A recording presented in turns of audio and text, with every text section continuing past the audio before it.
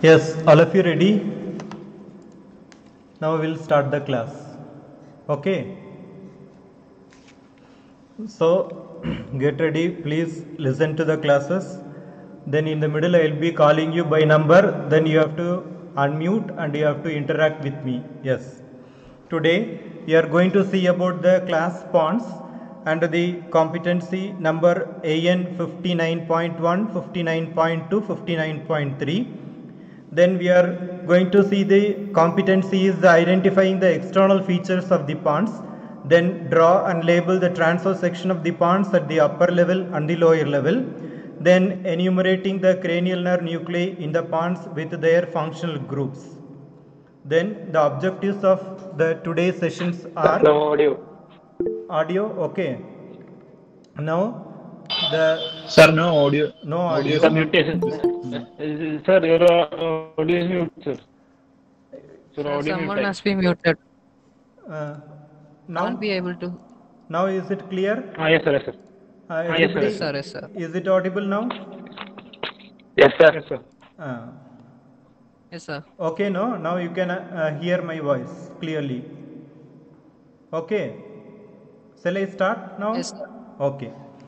So the objectives of today's Yes, sir. session is about the defining the pawns and the external features, the functions of the pawns, then describing the transverse sections of the pawns at the upper level and describing the transverse section of the pawns at the lower level. Then we are going to enumerate the cranial nerve nuclei that is related with the pawns and their functional groups. These functional groups will be dealt in detailed while we are taking about the cranial nerves separately. Okay. Then we are going to discuss about the blood supply, applied anatomy of the pawns. Now we'll see about the gross appearance of pawns. Okay, what is this pawns? Where it is located? If you see the pawns, you can see the midbrain. This is the midbrain structure you can see. The pons is located in the middle of the midbrain. That is above you can see the pons is located in the brainstem structure. That is in the middle of the brainstem structure. Muted, sir. You can't able to hear? Hello? Sir, the voice is again muted. Voice again muting.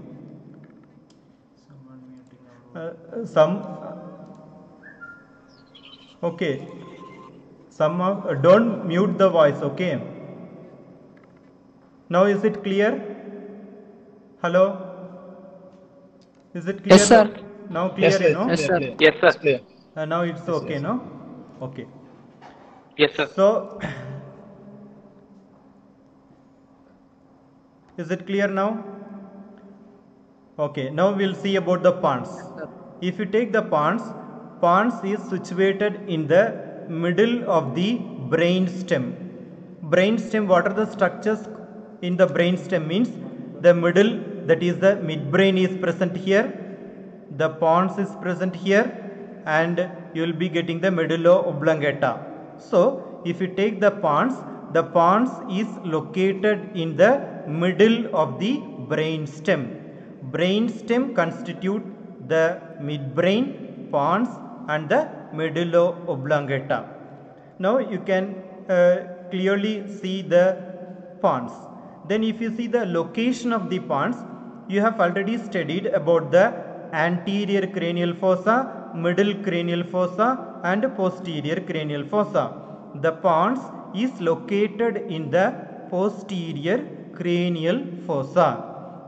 Now if you see the diagram, here you will be seeing the pons is lying in front, that is anterior to this is the cerebellum. Okay, this is the cerebellum. You can see the pons is located in front of the cerebellum. Okay, now is it clear? Now we have told about the pons, where it is located. Then it is located anterior, in relation anterior to the cerebellum in the posterior cranial fossa.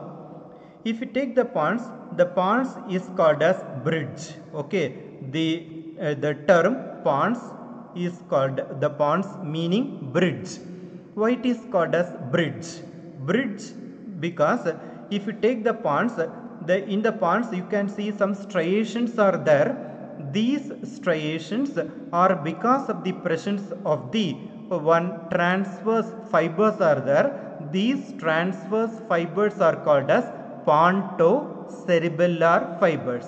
That is pontocerebellar fibers.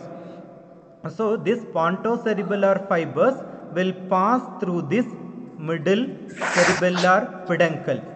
Pass through this middle cerebellar peduncle, and this is the pons. Here you can see the pons.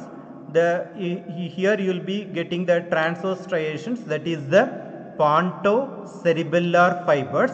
These pontocerebellar fibers will pass on either side. It is passing through the middle cerebellar peduncle. Then it is going to connect the two cerebral hemispheres. It is going to connect the two cerebral hemispheres on each side. So that's why the pons, meaning bridge, it is going to connect the two cerebellar hemispheres. Is it clear why the pons is called as bridge? Now I will call one number. Can you able to tell roll number 7? Roll number 7 is there or not? Roll number 7. Roll number 7. So roll number 10. No. Nandalal. Hello. Sir, roll number 10. Roll number 10. Okay. What 10, is bridge? 10. Why the pons is called as bridge, madam? Why the pons is called as Because- bridge? Because there are transverse fibers called pontocerebellar fibers which connect the cerebral hemispheres. Very good. So pontocerebellar fibers are there. That is going to it is seen on either side of the pons. That is going to connect the two cerebellar hemisphere. That's why it is called as bridge. Okay, madam. Now roll number 10 can unmute. Okay. Now, so far we have studied about what is pons, then location of the pons, why the pons is called as bridge. We have studied. Now you have studied one thing that is called as cerebellar peduncle. What is the cerebellar peduncle means? You have to remember what is the cerebellar peduncle. What is this peduncle? Peduncle means nothing but it is the if you observe the, so now we are going to explain what is peduncle. If you take the cerebellum is there, from the cerebellum some afferent fibers are there and efferent fibers are there. These afferent fibers and efferent fibers with respect to the cerebellum will be traveling. Then these will be arranged in a 3 large bundles. Okay. Now we are telling about what is this cerebellar peduncle. What is this cerebellar peduncle means? These cerebellar peduncles are nothing but it is the afferent fibers and the efferent fibers that are connected to the cerebellum. These fibers are grouped into a larger bundles. These larger bundles of fibers are called as the peduncles. So we are getting the superior cerebellar peduncle is there, middle cerebellar peduncle is there, and inferior cerebellar peduncle is there. Okay, superior cerebellar peduncle, middle cerebellar peduncle, and inferior cerebellar peduncle. Everything you can see, this is the brain stem. Here you will be seeing the midbrain. Here you will be seeing the pons. Here you will be seeing the medulla oblongata. So the cerebellum is present. The cerebellum is connected to the midbrain through the superior cerebellar peduncle. Now you take the pons. The pons we had already told the one fiber is passing through this is the pontocerebellar fibers, that is the middle cerebellar peduncle, that is going to connect the cerebellum with the pons. Then we are having the inferior cerebellar peduncle. This inferior cerebellar peduncle you would have already studied in the medulla oblongata, that inferior cerebellar peduncle is going to connect the cerebellum with the medulla oblongata. So far we have studied about what is peduncle, the superior cerebellar peduncle, middle cerebellar peduncle and the inferior cerebellar peduncle.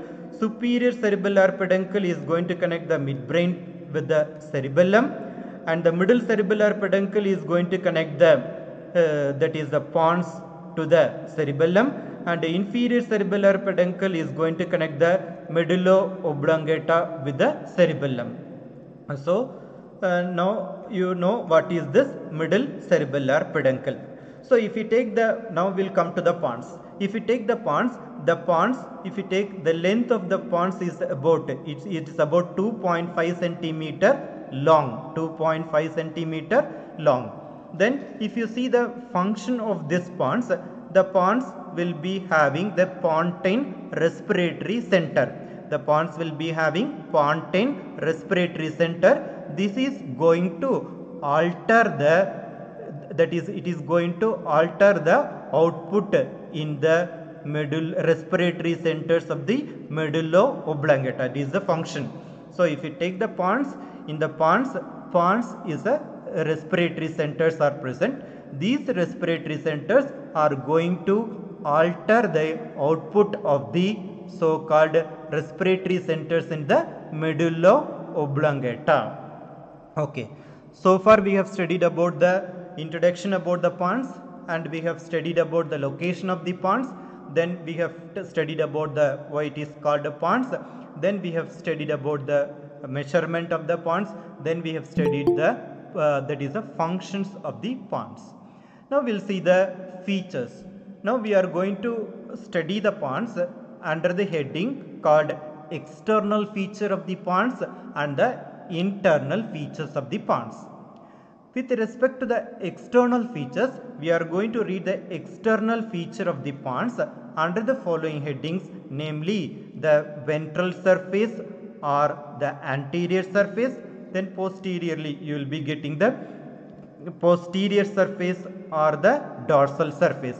So two surfaces are there and two borders are there. Two borders are superior border and you have the inferior border.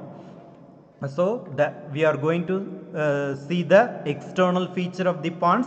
If you see the external feature of the pons, you are going to see two surfaces, that is the ventral surface or anterior surface, and we are going to see about the dorsal surface or the posterior surface. Two borders are there, that is the superior border and the inferior border. Now we'll see the ventral surface or the anterior surface. If you see the anterior surface, it is convex from above backwards, that is from side to side, and from front to backwards it is convex. Then you can see the striations are present in the pons. Now can I talk with roll number 110? 110? Hello? 110 is, are you ready? 110? Yes, sir. Okay. Can you able to tell what is the reason for the striations in the ventral surface of the pons? What is the reason for the striations in the ventral surface of the pons? Rajit, Sir, what is that thing? We already told what is the fibers will be connecting the pons with the cerebellum. What is the fibers connecting the pons through the middle cerebellar peduncle? One fibers is running from the pons to the cerebellum. That is called as ponto. What is cerebellum, man? Cerebellar fibers. Ponto, tell what is that? Sir, I'm going to get it. Sorry, sir. Listen carefully, man. Pontocerebellar fibers. Yes, sir. So, okay. The striations, Okay, everybody has to listen. In the middle, I will be asking you. Okay. So, the pontocerebellar fibers are there. Because of that, you will be seeing the striations. So, you can see one groove. You can see one groove in the ventral surface of the pons. This groove is the basilar groove. Is it clear now? Basilar groove is present. This basilar groove lodges one artery. The name of the artery is basilar artery. Okay. Basilar groove is there. It lodges the artery named, that is a basilar artery. You know the basilar artery, that is the vertebral artery is there. The vertebral artery at the lower level of that is the lower border of the pons, it unites to form the basilar artery. It will be lodged here. Then after that, if you see here, you can see some nerves emerging, that is the trigeminal nerves also will be seen in the ventral surface. This trigeminal nerve, if you observe, you will be seeing the smaller medial, that is the motor root, and the larger lateral, that is the sensory root of the trigeminal nerve. Okay, smaller medial, M for M, you can remember, smaller medial motor root and the large lateral sensory root of the trigeminal nerve is seen here. So basilar groove, striations, and you will be seeing the emergence of the trigeminal nerve. Then if you draw a line lateral to this trigeminal nerve, the part lateral to this called, here you will be getting some fibers, that is the middle cerebellar peduncle. This is the middle cerebellar peduncle. Okay, roll number 114. 14 is there. Anthony, he has not joined it, I think. 114. Robinson. Not there. Okay. 86. Roll number 86. Yes, sir. Yes. Yes, Can you able to tell what is the groove that is present? What is the groove I am showing in the picture? What is that groove? Basilar groove. What is the structure related to that groove? What is the basilar artery? Very good. Okay. Now we'll go to, these are the features you are going to see on the ventral surface. So we have to study the ventral surface. So this is the ventral. Here also you can see the ventral surface. Here you can see the two roots are there. Trigeminal nerve. Okay, this is the pons. Now this is the anterior surface. You can see the anterior surface is convex from side to side and shows many transverse striations due to pontocerebellar fibers that converge on each side form the middle cerebellar peduncle. Then there is a shallow groove in the midline, the basilar groove, which lodges the basilar artery. We have seen. Then here the picture is very clear. Here also you can see the groove for the basilar artery. Okay, here you can see the motor root, medial smaller motor root, lateral larger sensory root of the trigeminal nerve. You can see this is the pons. Then anterolateral to the trigeminal nerve emerges on each side.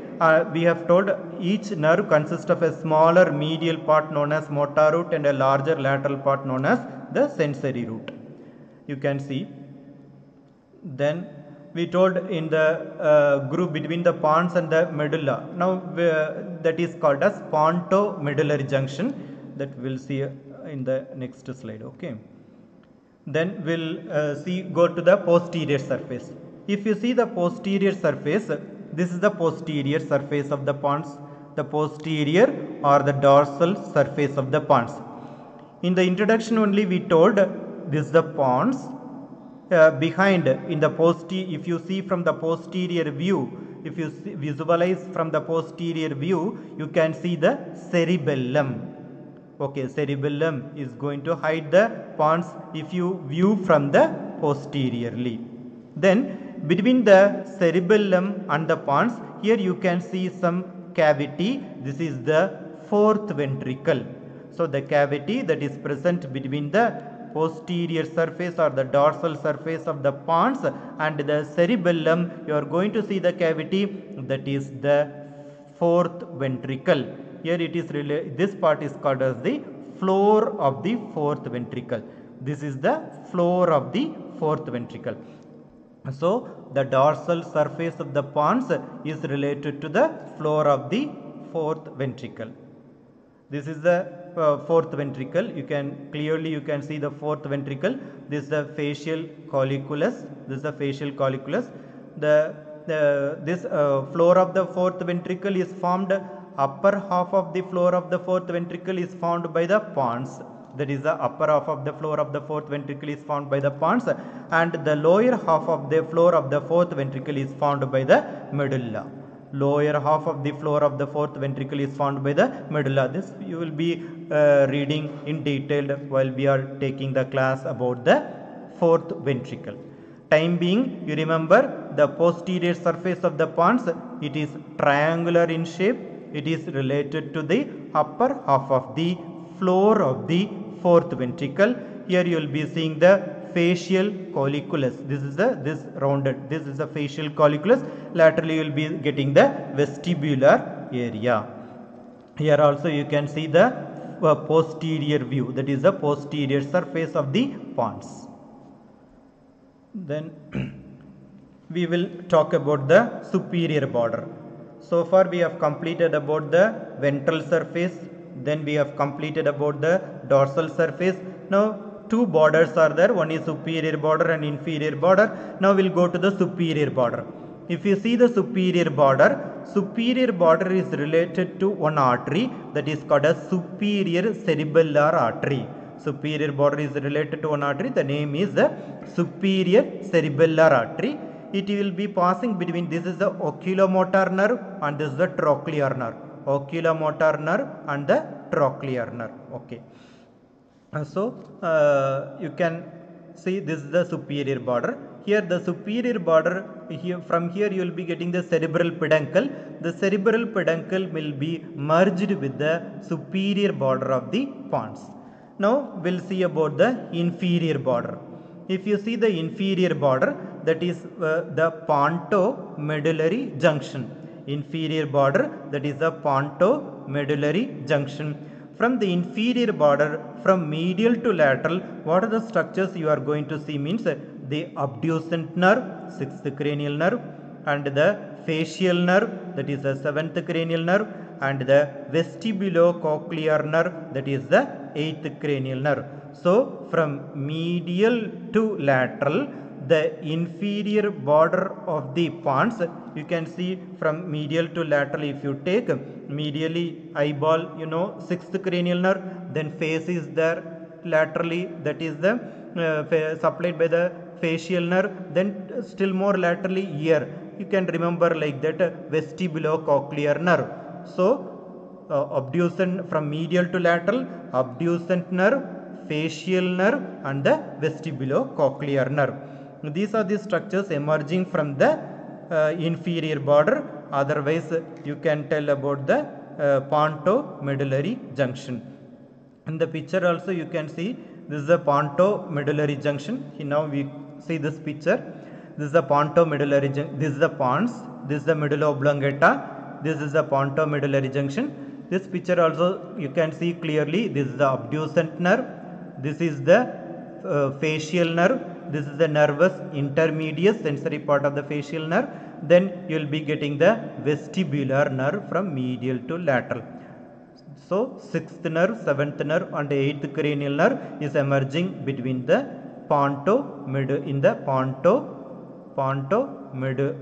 the junction, medullary junction. So that's all about the superior, that is the superior border and inferior border. So now you see in the group between the pons and the medulla oblongata at the pontomedullary junction emerges from medial to lateral, abducent nerve, facial nerve, vestibulocochlear nerve, that we have seen it. Then if you say the dorsal surface, the posterior surface of the pons is hidden from view by the cerebellum and is separated from it by the cavity of the fourth ventricle. Then it forms the upper half of the floor of the fourth ventricle, which is triangular in shape. We have seen. You had already seen the picture also.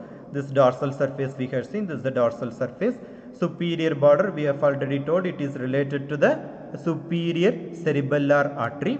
Then here also another one artery will be there, that is called as anterior inferior cerebellar artery.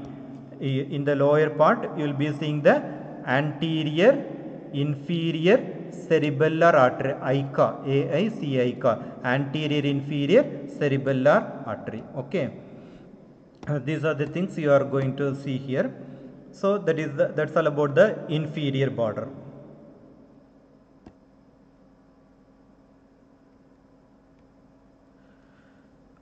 Now roll number 77. 77, are you ready? 77, hello, 77. Yes, sir. Can you able to tell the nerves which are emerging from the pontomedullary junction? Pontomedullary junction, can you able to tell? Nerve, facial nerve. Facial nerve, okay, very good, man. Then facial nerve, facial nerve. Then vestibulocochlear nerve. Vestibulocochlear nerve. Then Vestibulocochlear. You told about the 8th cranial nerve. You told about the 7th cranial nerve. Most immediately, 8 you told, 7 you told, then abducens nerve. Yes, very good. Listen carefully. Okay, is it clear? Okay. Now we'll go to the internal structure of the pons. So far we have studied about the external structure of the pons. Now we'll see about the internal structure of the pons. Before that, roll number 148.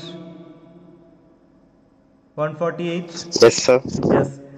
Yes, sir. Vishnu, can you able to tell what is the artery that is related to the inferior border of the pons? We have given one mnemonic. Anterior.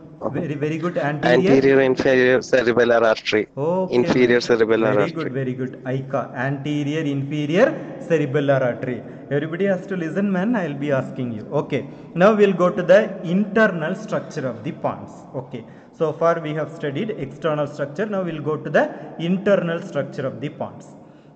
If you take the internal structure of the pons, we are going to divide the internal structure of the pons into that is one part, that is two regions we are going to divide. The anterior part, that is called as the basilar part or the anterior part, and posterior region, that is called as tegmental part or the dorsal part. Okay, so we are going to read about the internal structure of the pons. If you observe the internal structure of the pons, it is having regions, anterior region and the posterior region. Anterior region, that is called as basilar part, and the posterior region is there, that is called as tegmental part. Okay, basilar part, anterior or ventral, dorsal otherwise the tegmental part is there. Okay, now if you take the basilar part is throughout the pons it is same. Either if it is in the upper level or in the lower level, the basilar part, the structures in the basilar part are uniform in the upper level of the pons and in the lower level of the pons. So now we'll see the internal structure of the pons. For the purpose of the description, the pons is commonly divided into posterior part, the tegmentum, and an anterior part, that is the basilar part. Now if you take the basilar part, it is composed of longitudinal bundles are there, transverse fibers are there, nuclei are there.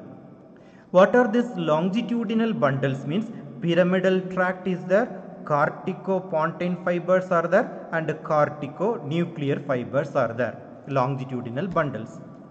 Then if you take the transverse fibers, already you know that is the pontocerebellar fibers are running, that is going to form the middle cerebellar peduncle.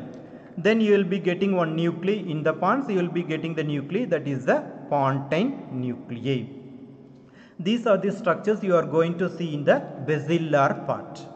In the dorsal or the tegmental part, you are going to see the 5th cranial nerve, 6th cranial nerve, 7th cranial nerve, 8th cranial nerve, and you are going to see the lemniscus, that we will see in later what is it. Medial lemniscus, trigeminal lemniscus, spinal lemniscus, and lateral lemniscus. So overall view, if you take the internal structure of the pons divided into ventral or the basilar part, the dorsal or the tegmental part. Basilar part, it is uniform throughout the whether it is the upper level or the lower level, it will be the same, that is the basilar part.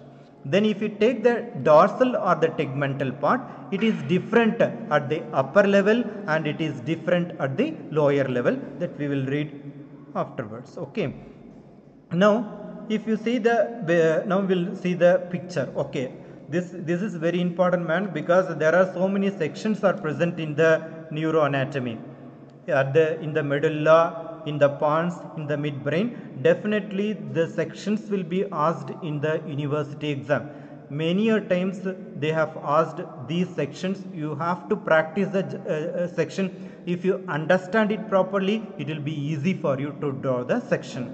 Now if you take the basilar part, we told basilar part, it is the anterior part, it is uniform throughout the pons. If you take the basilar part, we told longitudinal bundles are there, we told, and we told about the transverse fibers are there. Then we told about the pontine nuclei are there. These things we are going to represent in this picture. Okay, if you take the basilar part, now the longitudinal bundles are there. I am going to take the cross section. This cross section, if you take, you are going to see some fibers here. If you remember, cerebral cortex, okay, then pons, then medulla oblongata. So from the cerebral cortex, the fibers are passing through the pons and reaches the spinal cord. Okay, that is the corticospinal tract. From the cortex, some of the longitudinal fibers are going to the pons, that is the corticopontine fibers. Okay, so the corticospinal fibers are there, corticopontine fibers are there. From the cortex to the nuclei, motor nuclei of the cranial nerve, some fibers will be emerging, that is called as corticonuclear fibers. So if you take the basilar part, you have longitudinal fibers are there. These longitudinal fibers are the corticospinal, corticopontine and corticonuclear. Corticospinal, you would have already studied in physiology also, yesterday also, the corticospinal. After that, here it will be continuous with the pyramidal tract. Then if you take the corticopontine, from the cortex to the pontine nuclei. Then corticonuclear, it will be extending from the cortex to the motor cranial nerve nuclei. So these are the three here in the diagram. Okay, this is the cross section. If you take the cross section, you will be getting like this. So here you will be seeing these are the representation of the longitudinal bundles of the corticonuclear fibers and the corticospinal fibers. So these are the corticonuclear fibers and the corticospinal fibers. Then you are going to see some dot here. These dots, whatever you are seeing, is the pontine nuclei. We told some nucleus are there, that is the pontine nucleus. From the pontine nucleus, the fibers from the pontine nucleus are going to emerge. What is the roll number 52? Roll number 52, are you there? Hello, roll number 52. 52.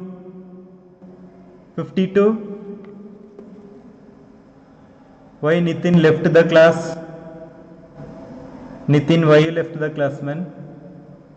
Okay, 52 is not there. Okay, 98.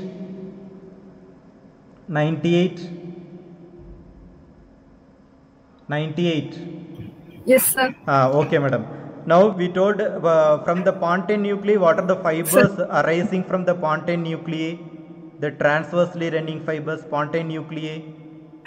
What is the fibers arising from the pontine nuclei that is passing through the middle cerebellar peduncle?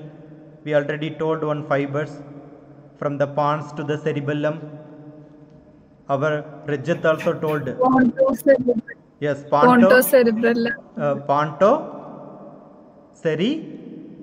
Cerebellar fibers. Cerebellar fibers, pontocerebellar fibers. Bellar.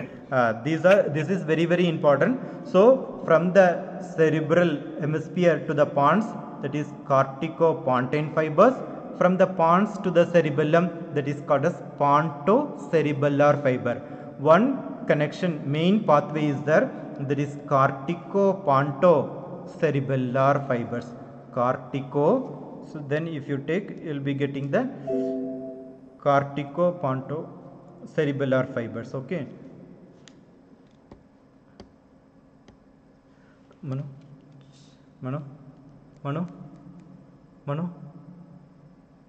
One minute. You can see the corticopontocerebellar fibers we told. Okay. From the cerebral cortex. Manu.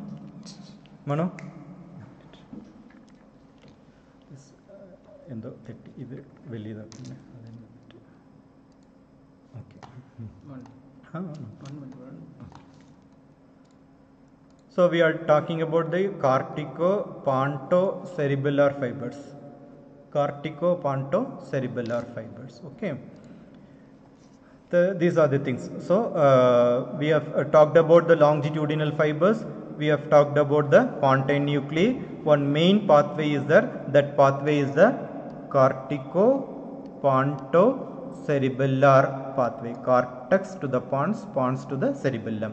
So corticopontocerebellar fibers. Okay, these are the things you are going to see in the basilar part. It will be the same if you observe in the upper part and the lower part. So in the basilar part, it contains small masses of nerve cell called as pontine nuclei. The corticopontine fibers of the crus cerebri of the midbrain terminate in the pontine nuclei. Then it continues. Then also this corticopontine fibers, it continues below with the pyramid of the medulla. If you take the basilar part, is nothing but it is the basilar part below. It continues with the pyramid of the medulla. If you take the tegmental part, it is nothing but it is the upward continuation of the medulla oblongata, excluding this pyramid. Is it clear?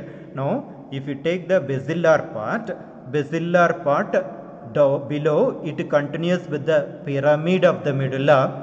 Then if you take the dorsal or the tegmental part, it is nothing but it is the direct upward continuation of the medulla oblongata, excluding the pyramid.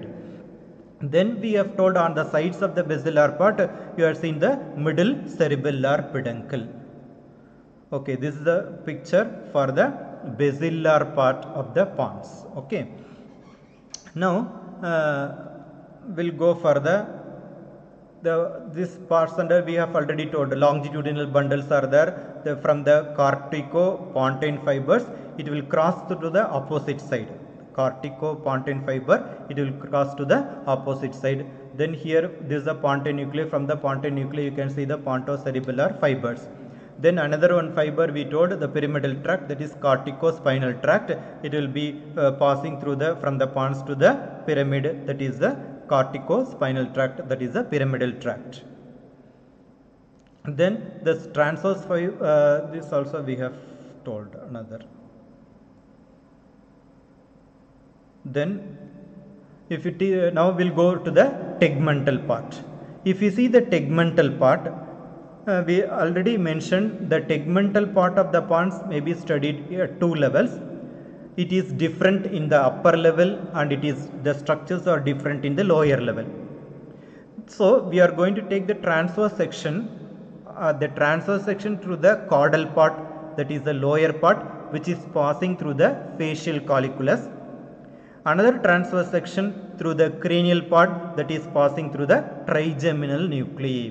So the tegmental part of the pons is different with respect to the caudal part and the cranial part. That is the lower part and the upper part, it is different.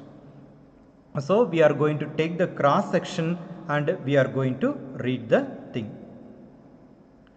So this is the caudal part. First we'll see about the cord. This is the tegmentum. Okay, this is the tegmentum. This is the dorsal part. This is the tegmentum. This is the tegmentum. Okay. Now in the caudal part, that is the lower part. That is the lower part of the pons. Now this if you understand, it will be very easy for you to draw this diagram clearly. In the caudal part, what are the nerves you are going to see? Means now roll number 53. Roll number 53. Yes, sir. Okay. Madam, we have already discussed the lower border of the pons. That is the pontomedullary junction. Okay. Are you remembering the pontomedullary junction? Yes, sir. There, in the pontomedullary Yes, junction, you are going to see the emergence of some nerves from medial to lateral. What are the nerves, you tell? Obtrusion nerve, which is the 6th cranial nerve, facial nerve, which is the 7th cranial nerve, and vestibulocochlear nerve. Okay, thank 8th cranial nerve. So these are the things we are going to draw in this diagram. Okay. So 6th cranial nerve, she told us 6th cranial nerve is there, 7th cranial nerve is there, 8th cranial nerve is there. Apart from that, you are going to see the spinal nucleus and the tract of trigeminal nerve. Spinal nucleus and the tract of trigeminal nerve. These are, so if you take the this caudal part, gray matter are present and white matters are present. Gray matters are nothing but the nuclei. Gray matter are the nuclei, white matter are the tracts you are going to see. Now he told that is the 6th cranial nerve. You can see this is the abducens nerve nucleus. Where it is located means it is located beneath the facial colliculus. That we will see what is this facial colliculus. This is the facial colliculus. Beneath that you are going to see the abducens nerve nucleus. So this section is what? The caudal part means the transverse section at the level of facial colliculus. Transverse section of the pons at the level of facial colliculus is the lower part. Okay. So now you have drawn the nucleus for the 6th cranial nerve. Then after that you go to the 7th cranial nerve. Then you are here. This is the location of the 7th cranial nerve. 7th cranial nerve is located. That is the ventrolateral to the abducens nerve nucleus. This is the ventral part. This is the dorsal part. So this is the lateral. So here you will be seeing the ventrolaterally you will be seeing the location of the that is a facial nerve nucleus. Then if you see the here the nerve fibers of the facial nerve will be winding around the abducens nerve nucleus. While it is winding around, it is going to produce an elevation. That elevation is called as facial colliculus. That's why this is called as facial colliculus. Once again I will repeat, the permanent position of the facial nerve nucleus is the so called this is the facial nerve nucleus, that is ventrolateral to the abducens nerve nucleus. If you see the nerve fiber of the facial nerve nucleus, it is winding around the it is winding around the abducens nerve nucleus. While it is winding around the abducens nerve nucleus, it is going to produce an elevation. This elevation is called as facial colliculus. Why?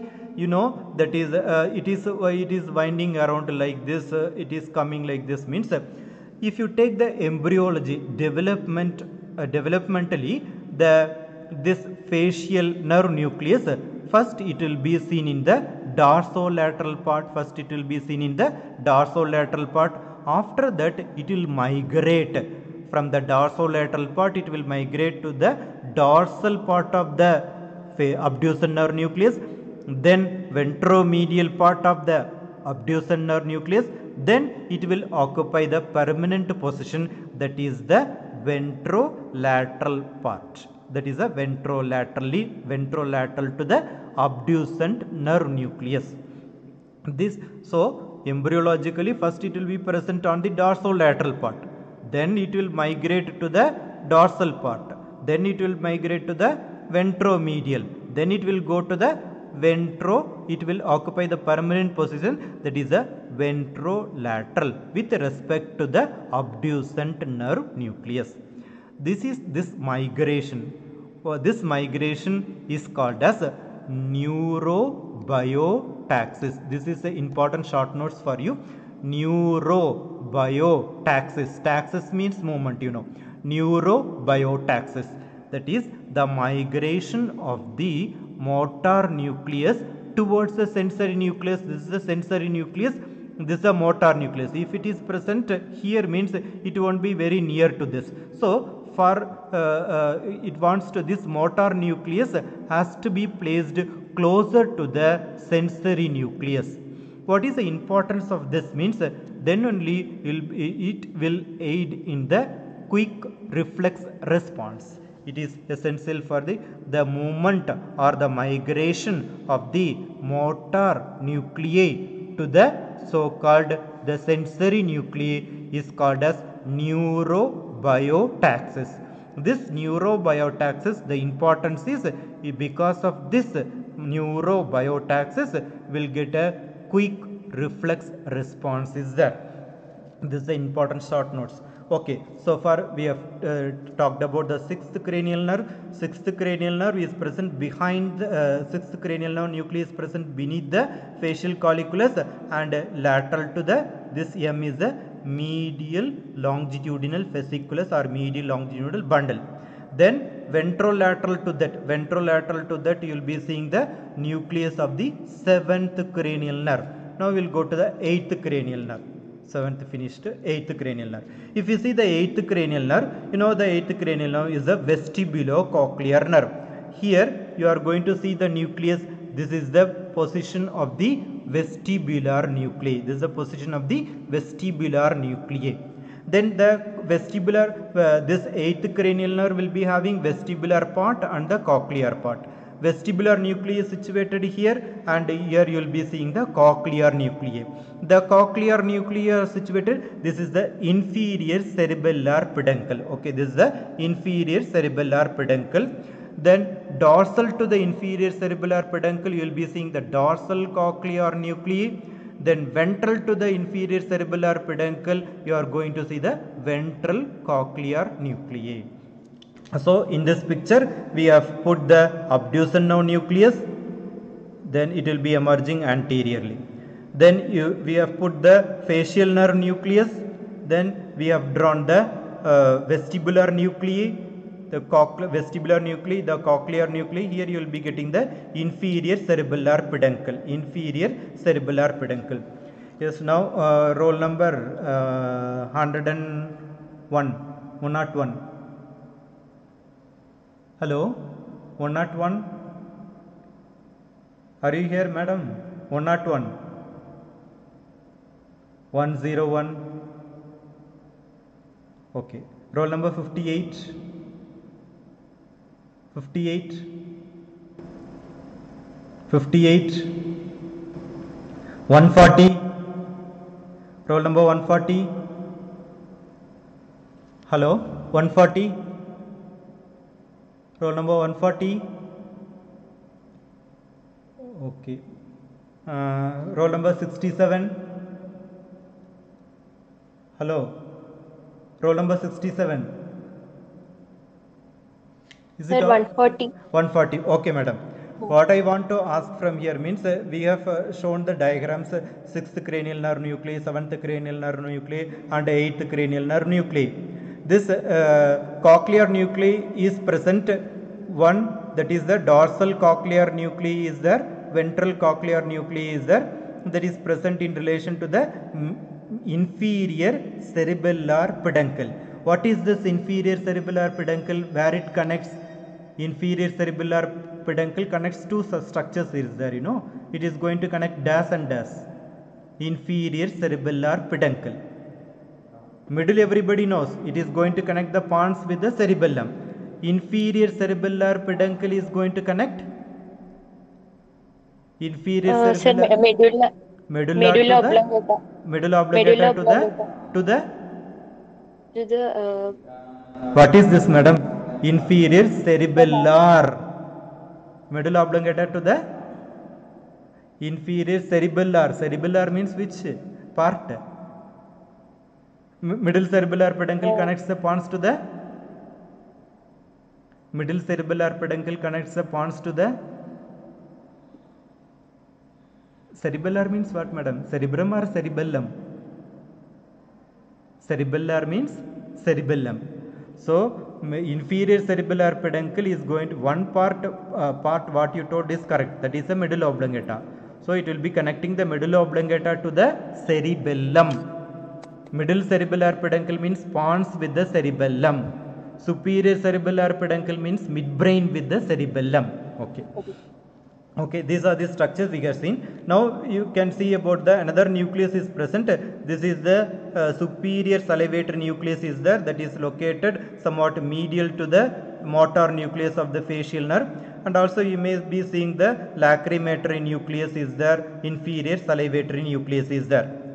Then here you can see the spinal nucleus, and this is the spinal nucleus. This is the spinal tract of trigeminal nerve that is situated. There is a ventromedial to the inferior cerebellar peduncle. Ventromedial to the inferior cerebellar peduncle, you will be seeing the spinal nucleus and the spinal tract of trigeminal nerve. These are the nucleus we had seen. Okay. Now we will see about the tracts. If you take here in the paramedian position, you will be seeing the M, that is the medial longitudinal fasciculus. Medial longitudinal fasciculus. T, here you will be getting the tectospinal tract. Tectospinal tract. Then you will be getting the, or this is the rubrospinal tract. These are going to occupy the paramedian position. Medial longitudinal bundle, tectospinal tract, rubrospinal tract. So from dorsal to ventral, MTR. You can remember about MTR gulab jamun mix. Are you remembering that advertisement, MTR gulab jamun mix? You can remember MTR. Medial longitudinal fasciculus, tectospinal, rubrospinal. Then we will see in detail afterwards. Then here you will be seeing the medial lemniscus. Medial lemniscus. You have already studied in the medulla oblongata, sensory decussation, everything. Then it will be ascending above that is the medial lemniscus. Then lateral to the medial lemniscus, you will be seeing the spinal lemniscus. Medial lemniscus, then lateral to that will be seeing the spinal lemniscus. This we will see afterwards in later. Then you are going to see here one body is there. This is called as trapezoid body. This is the trapezoid body. How the trapezoid body is formed means you can see here you will be getting the dorsal and the ventral cochlear nuclei. Dorsal and ventral cochlear nucleus is there. These nuclei will decussate. These nucleus will run transversely and it will decussate and it forms the that is called as, this is called as trapezoid body, and it forms the trapezoid body. This is the structure. This trapezoid body is present that is the anterior part of the this tectum, and most anterior part of the tectum will be occupied by the trapezoid body. So far we have seen about the transverse section through the caudal part, that is the lower part, that is passing through the facial colliculus. We had seen the nucleus, 6th, 7th, 8th cranial nerve and the spinal nucleus of trigeminal nerve. Then we have seen the tracts MTR gulab jamun mix, and we have seen about the medial lemniscus and this is the spinal lemniscus, position of the medial and the spinal lemniscus trapezoid body we have seen. So it clear, this picture you have to understand, then it will be easy for you. So now gray matter in that level, if you see the gray matter, we have already told, facial nucleus that lies posterior to the lateral part of the medial lemniscus. then the fibers of the facial nerve wind around the nucleus of the abducent nerve, producing the facial colliculus that we had seen. Then the white matter we had seen the medial lemniscus that rotates as it passes from the medulla oblongata into the pons. Then medial lemniscus is accompanied by the spinal lemniscus laterally. Okay. Then the medial longitudinal fasciculae is situated beneath the floor of the fourth ventricle on either side of the midline. Then tectospinal tract are located ventral to the medial longitudinal fasciculae. Then ventral to that you will be seeing the rubrospinal tract. Then trapezoid body is made up of fibers derived from the cochlear nuclei and the nuclei of the trapezoid body. Then you will be seeing the transversely running anterior part of the tegment, that is the trapezoid body, that is we had seen, that is arising from the cochlear nuclei. Now we will go to the next section, that is the transverse section through the cranial part. That is transverse section to the cranial part means that is the upper part of the pons. That is at the level of the upper part of the pons, that is at the level of trigeminal nerve nuclei. Section at the level of the trigeminal nerve nuclei. Here also you can see the basilar part is there. Then this is the tegmentum of the pons. Now basilar part, the same structure, the basilar part, the structures in the basilar part is same as with that of the lower part. Then if the cranial part, the tegmentum is different here. If you see the cranial part, if you see the above, you will be seeing this is the ventricle. This is the part of the floor of the fourth ventricle. This is the part of the fourth ventricle. Then this fourth ventricle will be roofed by the superior medullary velum that you will be reading in the fourth ventricle class. So this is the floor of the, this is the part of the cavity of the fourth ventricle. Then it is closed by the roof of the superior medullary velum you have to draw. Then on that here you will be getting one peduncle, that is the superior cerebellar peduncle. That is the superior cerebellar peduncle. One nerve you are going to see, that is the fifth cranial nerve, that is the trigeminal nerve. Fifth cranial nerve, that is the trigeminal nerve. Can I talk with the roll number 15? 15 roll number? Yes, sir. Okay, 15 roll number, you are ready now. Now, the fifth cranial nerve we have already told, it is seen in the ventral surface of the pons, we have already discussed. Okay, what are the two roots of the trigeminal nerve? There are two roots are present, we told. M you can remember as what? Middle. Middle or medial? Medial motor and... Very good. Medial motor. Lateral and larger lateral root sensory. is there. What is that lateral larger root?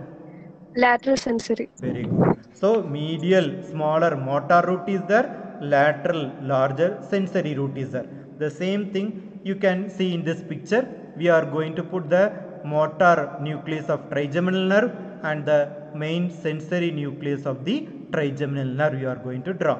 In the middle you can see one fiber, that is a mesencephalic nucleus that will be seen in the midbrain, that midbrain. So this is the fibers of the arising from the mesencephalic nucleus. This will be passing through the anterior part and leaving the pons. This is the trigeminal nerve. This is the nucleus of the trigeminal nerve you can see here. Then apart from that, the same thing, MTR you can remember, it will be in the paramedian portion, medial longitudinal fascicular, tectospinal tract, rubrospinal tract, that is the same. Then the trapezoid body, sometimes it will be seen, sometimes it won't be seen. Okay, here other cranial nerves are absent. You can able to understand this thing at the, I think at the lower level we had seen the pontomedullary junction, you had seen the 6th cranial nerve, 7th cranial nerve, 8th cranial nerve. So those nerves are present at the lower level, that is at the caudal level. If you go to the cranial level, the section is passing through the trigeminal nerve nuclei. So only thing you are going to see here is the trigeminal nerve. Other cranial nerve nuclei we are not going to put here. If you understand, then it will no need to mug up. Okay. Then we had already told the same medial lemniscus will be seen here. Then here lateral to that medial lemniscus another one thing will be seen, that is a trigeminal lemniscus. Medial lemniscus is there, then lateral to that trigeminal lemniscus is there, lateral to that spinal lemniscus is there, then lateral to that you will be getting the lateral lemniscus. This we will see what is this lemniscus means. Is nothing but it is a ribbon shaped structures or the tract that we will read afterwards. Time being, you remember first we before itself in the lower region only we had seen the medial lemniscus, lateral to that medial lemniscus we had seen in the lower level spinal lemniscus, but in the upper level if you take, you are going to see the spinal that is the trigeminal lemniscus, then lateral to the spinal lemniscus you are going to see the lateral lemniscus. This is the arrangement, you have to remember this arrangement. If you can't able to, one mnemonic is there, if you remember the mnemonic you can write here MTR gulab jamun mix, like that. Here you can remember about my tongue sounds loud.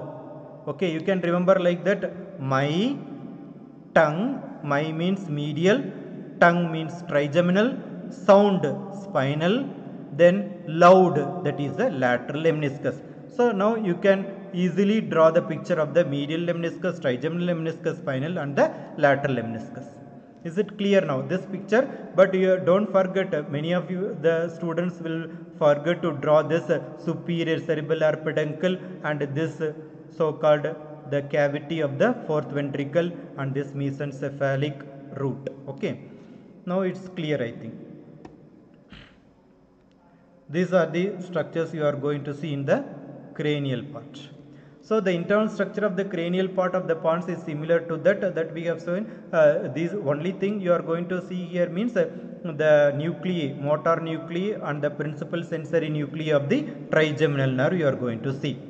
Then motor nuclei of trigeminal nerve is situated beneath the lateral part of the fourth ventricle within the reticular formation. This you had already studied in the medulla oblongata. Then the emerging motor fibers travels anteriorly through the substance of the pons and exit on the anterior surface. Then sensory nucleus, you have seen the principal sensory nucleus of the trigeminal nerve is situated on the lateral side of the motor nucleus. Then it continues inferiorly with the nucleus of the spinal tract. Then the entering sensory fibers travel through the substance of the pons and lie lateral to the motor fibers. These and all already we have discussed. Okay.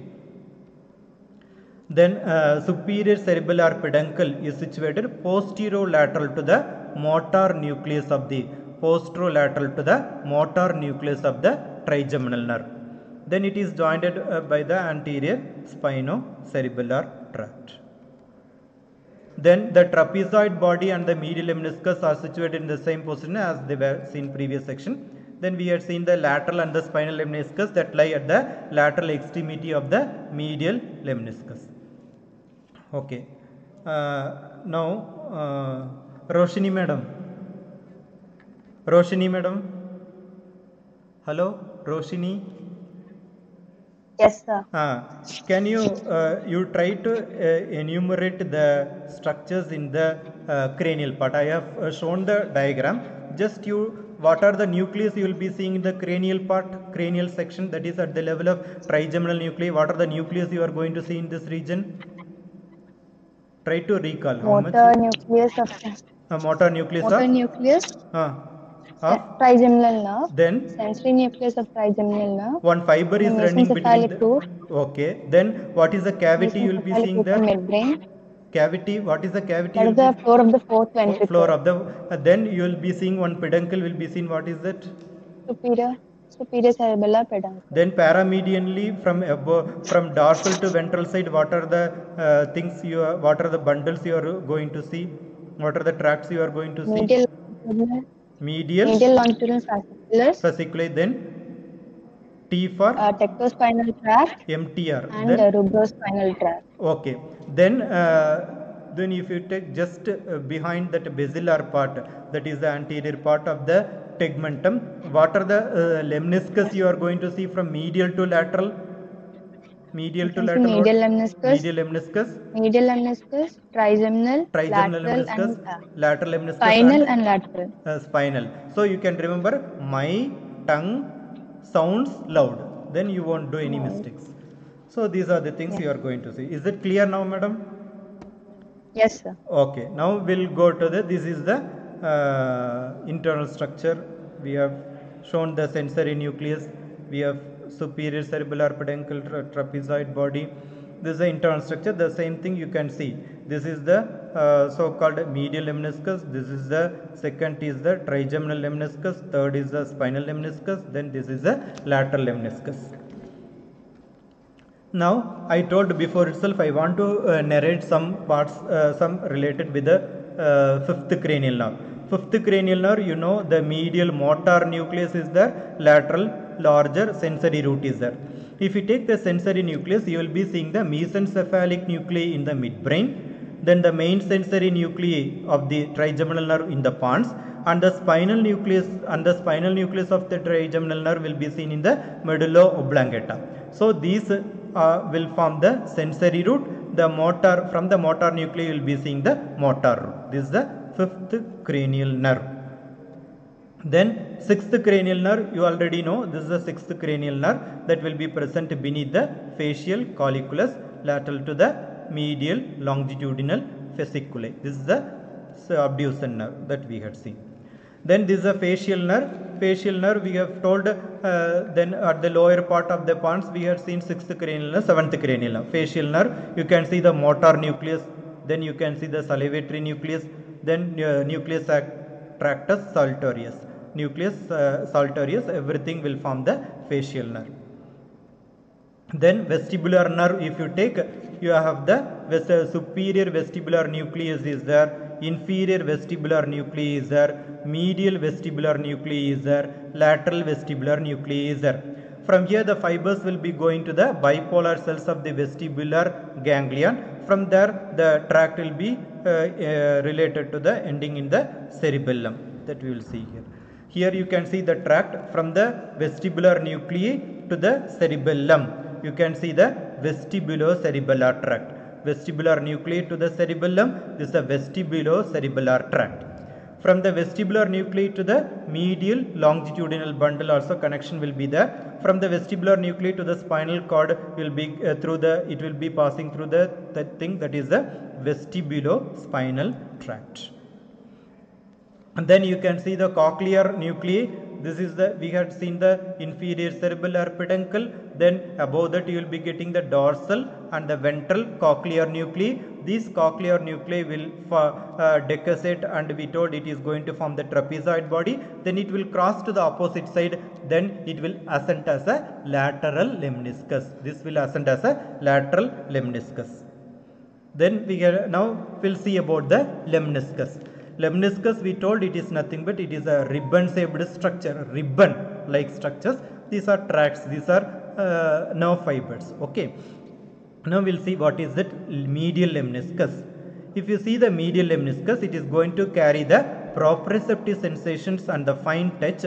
Its fiber arises from the gracile nucleus and the cuneate nucleus that you had seen in the medulla oblongata. Then it crosses to the opposite side and ascends, and it will be terminating. Don't remember you can remember as that is the nuclei.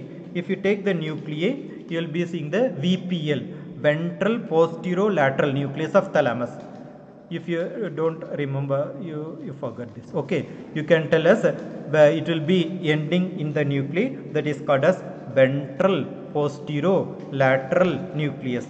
That is called as VPL. VPL. Okay. So here also you can see this is the medulla oblongata. From here you will be seeing the gracile nucleus. The fibers will be crossing to the opposite side. Then it will be passing through the pons. Then it forms the medial lemniscus. It will be passing through the midbrain. Then it will be ending in the thalamus. In the thalamus it will be ending in the ventroposterolateral nucleus of thalamus. VPL. Ventral posterolateral nucleus of thalamus. Then after that it will be projected into the sensory area, that is the post central gyrus. So this is the medial lemniscus. carries a proprioceptive sensation, fine touch. You have studied what is proprioceptive sensation and all in physiology. Okay. Now if you take the trigeminal lemniscus, it carries a general sensation from the face and the scalp. Its fibers arises from the trigeminal nuclei. It will be arising from the trigeminal nuclei. We had already seen the spinal nucleus of trigeminal nerve, main sensory nucleus of spinal nerve, and the main sensory nucleus of the trigeminal nerve, and the mesencephalic nucleus of trigeminal nerve. Then the fibers crosses to the opposite side. This is the spinal nucleus of trigeminal nerve, sensory nucleus of trigeminal nerve, mesencephalic nucleus of trigeminal nerve. From here the fibers will be there, that will be crossing to the opposite side, and it will be ending in this trigeminal nerve. Don't remember this thing, okay? It will be ending in the ventroventricular posterior medial nucleus, VPM. You can remember as VPM, that is ventroposteromedial nucleus, ventroposteromedial nucleus, VPL. So this is about the so-called trigeminal lemniscus. It carries the sensation from the face and the scalp. Now we will see the spinal lemniscus. If you see the spinal lemniscus, it is going to carry the pain, temperature, touch from the opposite side of the body. Then it will be running in upward continuation of the lateral and the ventral spinothalamic tract. That is the spinal lemniscus. If you take the spinal lemniscus here, you can see the spinal cord. The spinal lemniscus crosses to the opposite side. It will pass through the medulla, that is the spinothalamic tract. Then it passes through, ascends above through the pons, then to the midbrain. Then it will be relayed in the so-called the thalamus. In the thalamus, you will be seeing the ventroposterolateral nucleus of thalamus, VPL, ventroposterolateral nucleus of thalamus. And then after that, it will be relaying in the sensory area. It will be relaying the sensory area, carrying pain, temperature, touch. This is the spinal lemniscus. Then lateral lemniscus. If you take the lateral lemniscus, it carries the auditory fibers. That is the axons from the trapezoid nuclei. The fibers of the lateral lemniscus terminates in the inferior colliculus and the medial geniculate body. So if you take the pons, we had the cochlear nerve nucleus and the dorsal and ventral cochlear nerve nucleus is there. Then the fibers crosses in the pons. Then you will be getting, then it forms a cochlear nerve fibers will decussate and form the trapezoid body, that you know. Then it will go to the opposite side, then it forms a lateral lemniscus. It will pass through the nucleus of the lateral lemniscus and it will be passing through the inferior colliculus, that you will be reading in the midbrain, inferior colliculus. Then after that it will be passing through the medial geniculate body of the thalamus, medial geniculate body of the thalamus. After that it will be ending in the auditory area of the cerebral cortex. So this is the lateral lemniscus. Here also you can see the auditory pathway, how this tracts is formed. This you can go through. Okay, so far we have studied about the external feature, internal feature, 2 levels. Now we will go to the blood supply of the pons. It is supplied by the pontine branches from the basilar artery. Supplied by the pontine branches of the basilar artery and ICA, anterior inferior cerebellar artery. That is the blood supply of the pons. You can see here, this is the basilar artery. From here you will be getting the pontine branches. Then here you will be getting the here anterior inferior cerebellar artery, ICA, anterior inferior cerebellar artery, you can see. And now we will go to the applied anatomy. One applied anatomy you are going to see is the Millert-Gubler syndrome. Millert-Gubler syndrome. If you see this syndrome, if you see the diagram, then you can understand. This is the area where the problem, lesion is there. That is in the lower part of the pons. Here, if you remember this nerve, this is the abducens nerve will be affected. Then here you can see the facial nerve will be affected. Here you will be seeing the pyramidal tract, that is the corticospinal tract is affected. So the lesion involving the lower part of the pons, if it involves, what are the structures it is going to affect means the abducens nerve, then the facial nerve, then the corticospinal or the pyramidal tract. Now you can see, you can easily understand what are the symptoms it is going to produce. So at the level at the lower part of the pons at the pyramidal tract, so if the sixth cranial nerve is affected, means that results in ipsilateral medial squint. Sixth cranial nerve, ipsilateral medial squint. Then seventh cranial nerve, you can see about the ipsilateral facial nerve paralysis. You can see the ipsilateral facial nerve paralysis. Then if the pyramidal tract, corticospinal tract is affected, means you can see the paralysis, that is the contralateral hemiplegia. He can able to move this side. Okay, contralateral hemiplegia is there. Contralateral hemiplegia is there. So these are the characteristic feature of the Millard-Gubler syndrome. That is lesion at the lower part of the pons, that is the pyramidal tract. Characteristic features, that is a medial squint, facial palsy, then the contralateral hemiplegia. Reason for this is lesion of the sixth cranial nerve, seventh cranial nerve, and the pyramidal tract. These are the things. This is the Millard-Gubler syndrome. Another one syndrome we are going to see is the pontocerebellar angle syndrome. Pontocerebellar angle syndrome. Here it is going to affect the upper part. Here you can see what are the structures, means here the vestibular nuclei is there, then spinal nucleus and the spinal tract of trigeminal nerve, spinal nucleus and the spinal tract of trigeminal nerve is there. Then after that you are going to see the emergence of the seventh cranial nerve. Then here you will be getting the middle cerebellar peduncle. Middle cerebellar peduncle. These are the structures are there. The lesion involving the upper part of the, that is this part of the pons. So here you will be seeing this is the vestibulocochlear nerve, spinal nucleus and the spinal tract of the trigeminal nerve.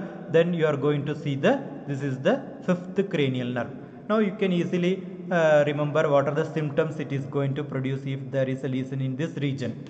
So this is the pontocerebellar angle syndrome due to the pressure exerted on the lateral region of the caudal part of the pons. Lateral region of the caudal part of the pons. We had already told the eighth cranial nerve. These are the things. Now if you see the symptoms, you can see the symptoms, the tinnitus, progressive deafness and vertigo. It is because of due to the lesion of the eighth cranial nerve. Then ipsilateral ataxia and staggering gait is there. This is due to the compression of the cerebellar peduncle. Then ipsilateral lower motor neuron type of facial nerve palsy is there. That is because of the so-called lesion of the facial nerve. Then there is an ipsilateral loss of pain and temperature sensation and loss of corneal reflex is there. This is because of lesion involving the spinal nucleus and the spinal tract of trigeminal nerve. Now you can easily understand the clinical features if you remember the section at the section of the pons. Tinnitus, these are because of that the involving the eighth cranial nerve.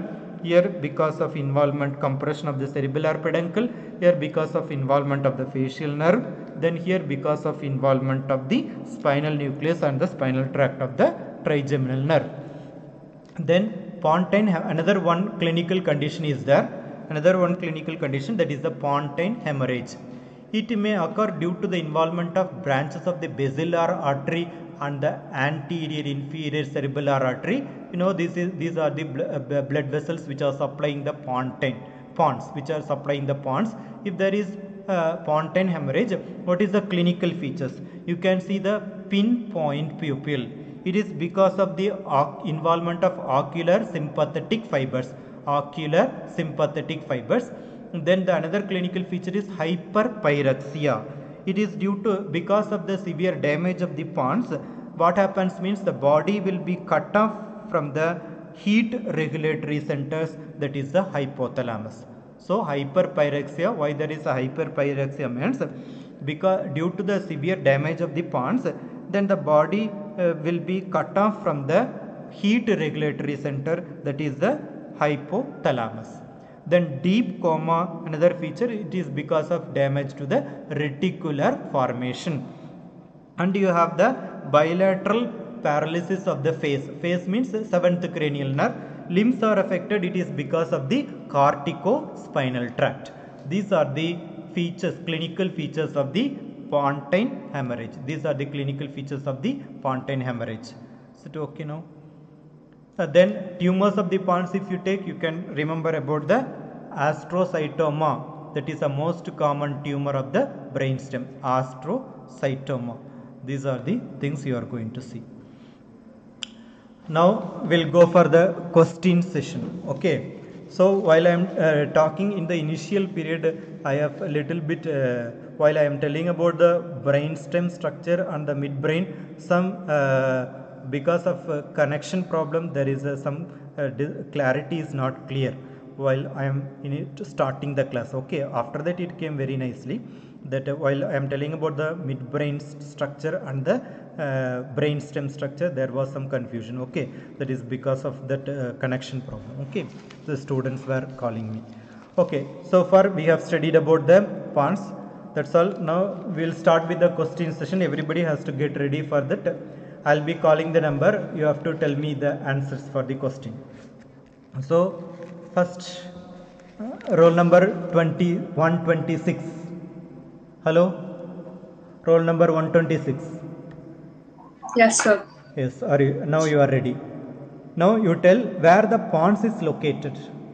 Which cranial fossa pons is located? Pons is located in the posterior cranial fossa. Very good. It is located in the posterior cranial fossa. What is the structure present behind the pons? Behind the pons. Cerebellum. Very good. Cerebellum. What is the structure intervening between the pons and the cerebellum? Between the pons and the cerebellum, one cavity is there. What is that cavity? What is that ventricle? Fourth ventricle. Very good. Fourth ventricle. These are the thing we have. Thank you, madam. Now, next I'll call about 118. 118. 118. Many of them are sleeping, I think. Some of you have left. Don't do like that, man. I'll leave early. If I can. You are feeling hungry, I think. Okay, 118. Are you ready? 118. 100 data കഴിഞ്ഞോ എന്തെങ്കിലും പറയും 118 ഇല്ല Navami Rahul G S അതെന്താ question ചോദിക്കുമ്പോൾ ആറ് പറയാത്ത Rahul G S Rahul ഇല്ല Aman Kavya,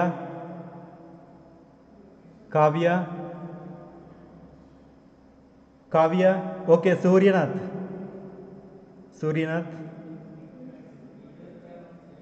Suryanath, what man, nobody is coming. Suryanath, Nandu, Suryanath, okay. Then we have told about what is the what are the things you are going to see in the lower level of section of pons? Lower level of section of pons. So many nerve nucleus you are going to see at the lower level of the pons. What are the things you are going to see at the lower level? Cranial nucleus. What are which cranial? 5, 6, 7, 8. 5, 6, 7. At the lower level you will be seeing 5. No, sir. I told you now from eye, face, ear, eye. Yes, sir. Which nerve? 6th. Nerve. 6th. What is the name of the 6th cranial nerve, man? Abducens nerve. Then why abducens nerve? Then lateral to that. Facial nerve. Then lateral to that. Vestibulocochlear. Okay. What are the tracts you are going to see in the lower level? Median longitudinal fasciculus. MTR globe jamun mix you will be remembering, I think. Medial longitudinal fasciculus, then spinal and rubrospinal tract. Tectospinal tract and rubrospinal tract. Then lemniscus, which two lemniscus will be seen at the lower level?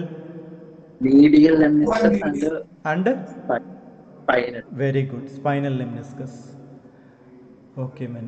Thank you. Now I'll call upon roll number 25.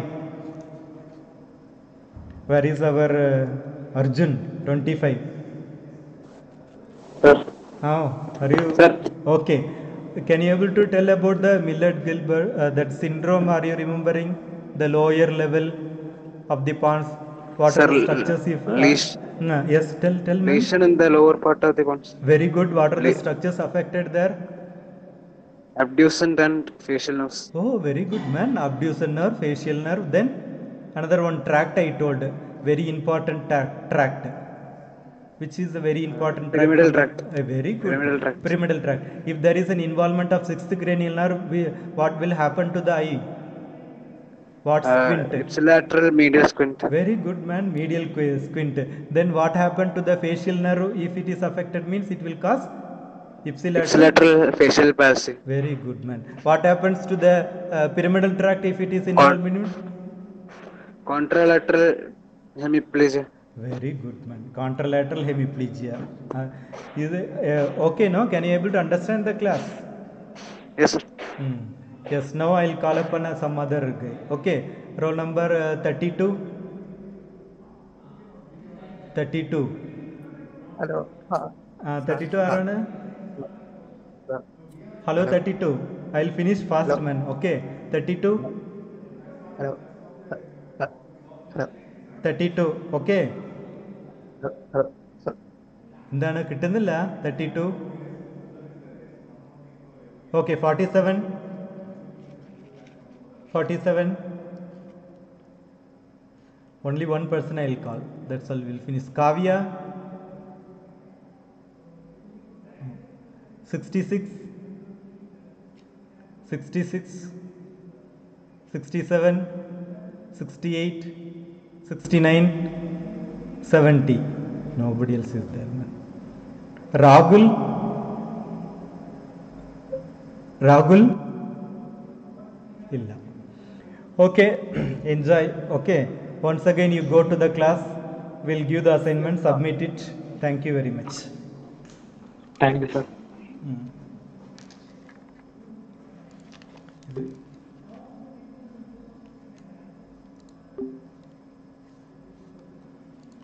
Very good.